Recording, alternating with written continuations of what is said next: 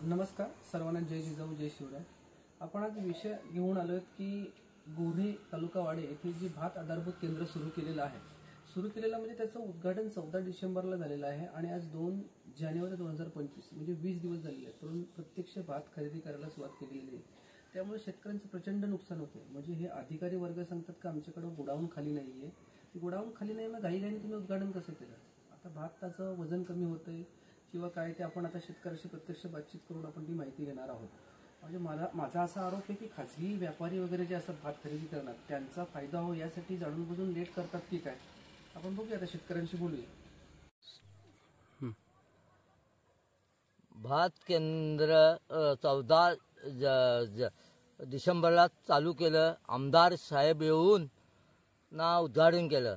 त्या उद्घाटनाच्या केल्याबरोबर शेतकऱ्यांनी मजूर कर मिळत नाही, 500 रुपये मजूर कर देऊन जोडणी चालू केली, पण भात केंद्र अद्याप चालू नाही। भात जोडून त्या शेतकऱ्यांनी गोणी भरल्या, 41,200 ग्राम भरल्या, पण ते बरेच दिवस गेल्यावर ते भात वजन कमी होत जातं। मग केंद्रावर गेल्यावर साहेब गोणी तोलतो, मग त्या भात घटत। मग तो शेतकरी सांगतो का मी 41,200 ग्राम भरला, घटला कसा?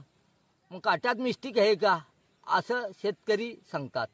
मग शेतकऱ्याचं इथं नुकसान होतं ना। तर 50 पोती एका शेतकऱ्याला, तर शेतकऱ्याचा 60 क्विंटल किंवा 100 क्विंटल भात असला, मग तो गोणी आणील कुठून? 35 रुपये पोता देऊन विकत आणायला लागतं। मग आता पण केंद्र सरकारने विचार केला पाहिजे, या महामंडळाने काय